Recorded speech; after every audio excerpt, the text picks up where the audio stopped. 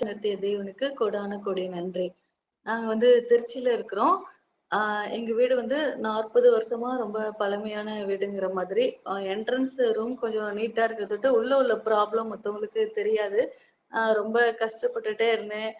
அப்போ ஒவ்வொரு நாளும் ஜெபத்திலேயே வைப்பேன். என்னென்ன கஷ்டங்கிறத நான் சொல்றேன். இப்ப என்ட்ரன்ஸ்ல பார்த்தீங்கன்னா, மழை பெய்யுற தண்ணி அப்படியே இந்த ஹாலுக்கு அப்படியே ஒரு இது இருந்தா அப்படியே ஃபுல்லா வழிஞ்சிரும். அங்க தான் நாங்க படுக்கணுங்கிற மாதிரி இருக்கும். ஆனா ஒரு நாளும் தேவன் அந்த தண்ணிய வீட்டுக்கு வர விட்டதில்ல. அப்போ அந்த மழை தண்ணிலாம் வெளிய போற அளவுக்கு நாங்கலாம் செட் பண்ண தேவன் கிருபை குடுத்தாரு. அதே மாரி நெக்ஸ்ட் ரூம்ல பார்த்தீங்கன்னா, கட்டில் இருக்கும். அது ஓரமாவே இருக்கும். அது காத்து வராதுன்னு சொல்லி நாங்க அங்க படுக்கவே மாட்டோம். அந்த ஒரே ஹால்ல ரூம்ல பார்த்தீங்கன்னா, டைனிங் டேபிள் இருக்கும். வாஷிங் மிஷின் இருக்கும். ஃப்ரிட்ஜ் இருக்கும். அப்படியே டஞ்சனா இருக்க மாரி இருக்கும்.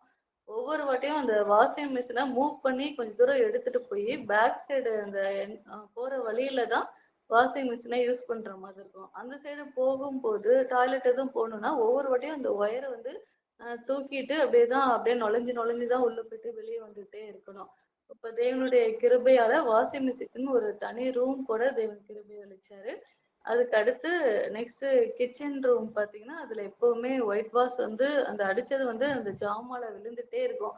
ஒரு பொருள் ஒரு ஸ்பூன் எடுத்தா கூட டக்குன்னு எடுத்து யூஸ் பண்ண முடியாது. அத கழுவிட்டு தான் யூஸ் பண்ணணும். அதனால அது ரொம்ப ப்ராப்ளமா இருந்துச்சு. அத தேவன் கிளியர் பண்ணி குடுத்தாரு. அதே மாரி இன்னொரு ஒரு உள் ரூம் இருக்கு. அதுல பார்த்தீங்கன்னா, சீலிங் ஃபுல்லா விழுந்து அப்படியே ரொம்ப ஒரு மாதிரியா இருக்கும். யாரும் பிரேயர்க்கு வந்தா கூட அங்க போய் பார்த்துறக்கூடாது ஆண்டவரே! என்ன இப்படி வச்சிருக்காங்களே! தப்பா நெனச்சுருவாங்களே! அப்படின்னு சொல்லி ஒவ்வொரு வாட்டியும் பயந்துட்டே இருப்பேன். அந்த சீலிங்கையும் தேவன் ஃபுல்லா சரி பண்ண தேவன் கிருபை அளிச்சாரு. அதே மாரி பின் சைடு பார்த்தீங்கன்னா, அ டாய்லெட், பாத்ரூம் ஓடு தான். அந்த ரீப்பர்லாம் ரொம்ப அப்படியே விழுகுற மாதிரி இருக்கும். அந்த பனமட்டை எப்பவுமே கரையான் வந்துட்டே இருக்கும். நாங்க எப்பவுமே கரையான் அடிச்சுட்டே இருப்போம். அதுக்கு மேல ஒரு ஆஸ்பெட்டாசிட்டியும் போட்டு வச்சிருந்தோம். அப்படியே மழை பெஞ்சா கொஞ்சம் நனைஞ்சிட்டு தான் வெளிய வரணுங்கிற மாதிரி இருக்கும். ஆ அதெல்லாம் ரொம்ப எனக்கு ஒரு மாதிரி ஷையா இருக்கிற மாதிரியே இருக்கும். ஏன்னா ஆண்டவரே எப்படின்னு சொல்லி நான் ப்ரேயர் பண்ணிட்டே இருப்பேன். அது ஃபுல்லா நீட்டா தேவன் ஃபுல்லா ஆஸ்பெட்டாசிட் கூலிங் ஆஸ்பெட்டாசிட் போட்டு நீட்டா அத குடுத்துட்டாரு.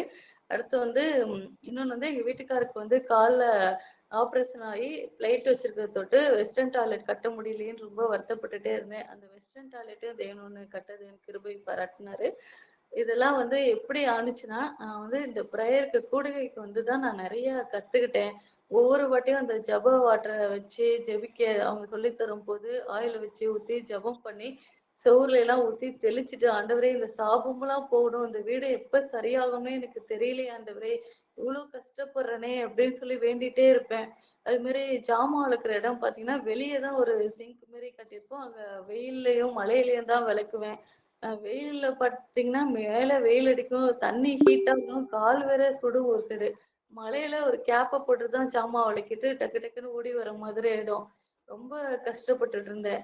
ஃப்ரைடே பிரேயர்லலாம் பிரதரும் சிஸ்டரும் சொல்ற மாரி என்னென்ன செய்யணுமோ அந்த தண்ணி எடுத்து வைக்கிறது, வீடு முழுக்க தெளிச்சு அந்த சாபம்லாம் நீக்கிறதுக்காக ஒவ்வொரு நாளும் நான் அதிலேயே குறியா அதே மாரியே செஞ்சுட்டே இருந்தேன்.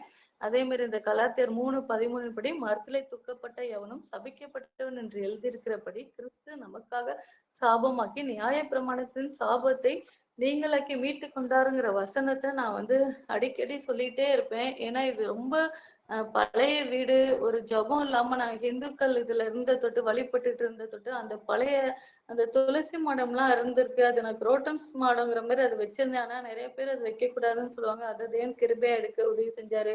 அதே மாரி உள் ரூம்ல ஒரு சாமி மாடம் அந்த சாமி மாடத்துக்கு வளைவு வர மாரிலாம் கடப்பாக்கல் போட்டு அது மாரிலாம் செட் பண்ணி அதுல மளிகை ஜாமான் தான் வச்சிருந்தேன். ஆனாலும் அது இப்ப இடிச்சோனே அந்த இடமே ஒரு விசாலமாகி அந்த ரூம் இருட்டான ரூம் இப்ப வெளிச்சமா தேவன் குடுத்துட்டாரு.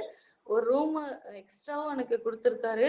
ஒயிட் வாஷ் அடிச்சு அவ்ளோ நீட்டா தேவன் குடுத்துருக்காரு. வரவங்கலாம் இது பழைய வீடு மாரியே இல்ல. ரொம்ப புது வீடு மாதிரி இருக்கு அப்படின்னு சொல்லும்போது நான் தேவனுக்கு சாட்சியா நிக்கிறேன். இந்த மாரிலாம் நான் செய்வேன். இந்த லிங்க் இருக்குது. நீங்களும் யூஸ் பண்ணுங்க.